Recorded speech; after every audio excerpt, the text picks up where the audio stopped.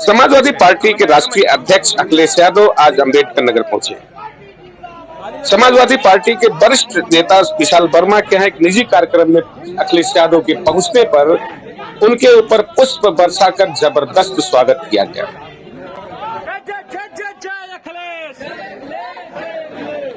अखिलेश यादव ने पहले नेताओं के साथ कार्यकर्ताओं से मुलाकात की, उसके बाद विशाल वर्मा की माता की तस्वीर पर पुष्प डालकर उन्हें श्रद्धांजलि अर्पित किया।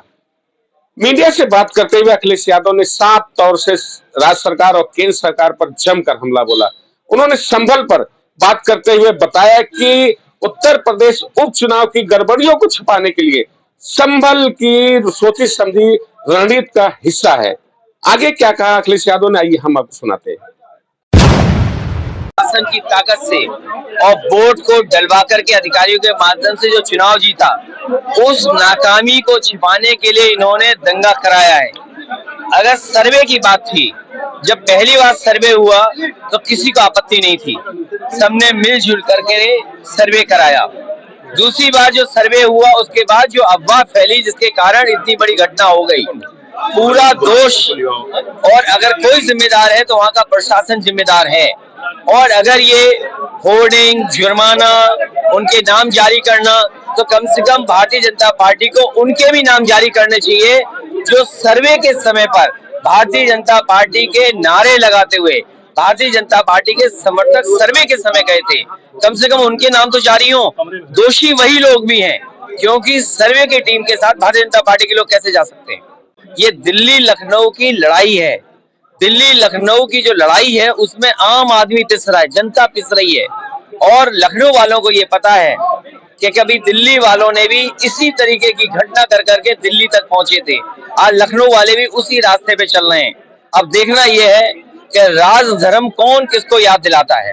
जो राज धर्म की बात है वो अब कौन, लखनऊ वाले, दिल्ली वाले, अब कौन किसको याद दिलाएगा, ये सबसे बड़ी बात है। क्योंकि दोनों सरकारें देख रही हैं आखिरकार के अन्याय हो रहा है।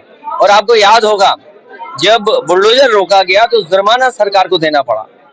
और आज ऐसी परिस्थितियां हैं जहां वो सीसीटीवी वीडियोस अगर रिलीज कर रहे हैं तो कहीं ना कहीं इंटरनेट खुलने के बाद तमाम वो वीडियो, तमाम वो ऐसी हो सकता है वो निकले जिसमें कहीं ना कहीं प्रशासन की कमी नजर आए। आखिरकार सर्वे कराते समय वो कौन लोग थे भारतीय जनता पार्टी के जो नारे लगा रहे थे, नारे लगा करके कौन सा सर्वे होने जा रहा था। क्या सरकार ने, प्रशासन ने उन पे कार्रवाई की? क्या उन लोगों पर जुर्माना सरकार लगाएगी?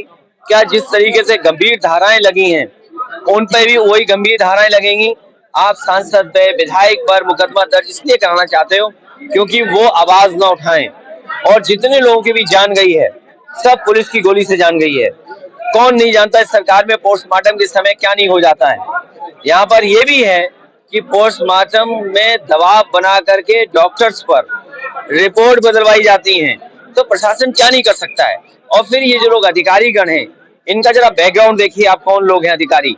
आप इनका बैकग्राउंड जब देखेंगे तो आप पता करेंगे कि ये पूरा कठपुतली बनकर के सरकार का काम कर रहे हैं। वो न्याय नहीं दे रहे हैं, वो अन्याय कर रहे हैं। वहां पर मैं अयोध्या और मिल्कीपुर के चुनाव के लिए पूरे देश के मीडिया के लोगों को और पूरे विश्व के मीडिया के लोगों को निमंत्रण देना चाहता हूं कि आए और देखें आगे कितना निष्पक्ष चुनाव होता है, कितना डेमोक्रेटिक तरीके से चुनाव होता है।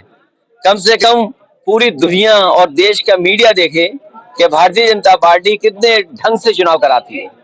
कटहरी के हमारे पत्रकार साथी, आप जानते होंगे स्कूटी कब दी गई, किसके पैसे स्कूटी आई है, सिलाई मशीन किसके पैसे से आई है। और मैं तो आपसे कहूंगा कि कोई ना कोई सम्मान का कार्यक्रम जरूर किया जाएगा। जिन अधिकारी, चाहे वो डीएम साहब हों, चाहे वो कप्तान साहब हों, जिनके इशारे पर अच्छा वोट पड़ा है, कभी न कभी उनका भी सम्मान होना चाहिए। इलेक्शन कमीशन करे, नहीं तो कोई सरकार आए वो जरूर सम्मान इनका करे कि जिन्होंने मशीन की बटन दबा दबा करके वोट पड़वाए।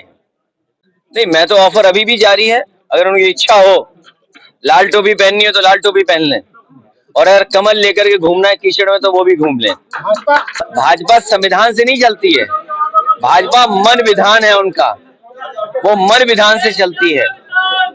और लोकतंत्र में लोग वोट डालते हैं, लोग वोट डालें, ये तंत्र से वोट डलवाते हैं। तो इनके लिए लोकतंत्र कुछ नहीं है, लोग से वोट नहीं डलवाते हैं, ये तंत्र से वोट डलवाते हैं।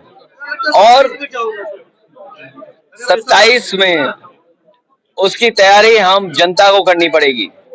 जहां समाजवादी पार्टी तैयारी करेगी, वहीं जनता को भी अपने अधिकारों को बचाने के लिए, संविधान को बचाने के लिए और लोकतंत्र को बचाने के लिए मैं तो कहूंगा, अगर ईवीएम की बटन की फॉरेंसिक जांच हो और ये पता लगाना हो, अगर कोई साइंटिफिक तरीका हो, तो आप पाएंगे कि एक ही उंगली ने बटन दबाई है कई बार।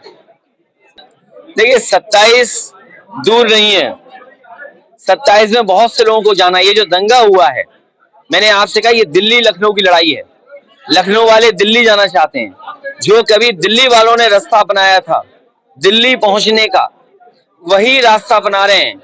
और इस झगड़े में, दिल्ली और लखनऊ के झगड़े में उत्तर प्रदेश का भाईचारा पिस रहा है, आम जनता पिस रही है।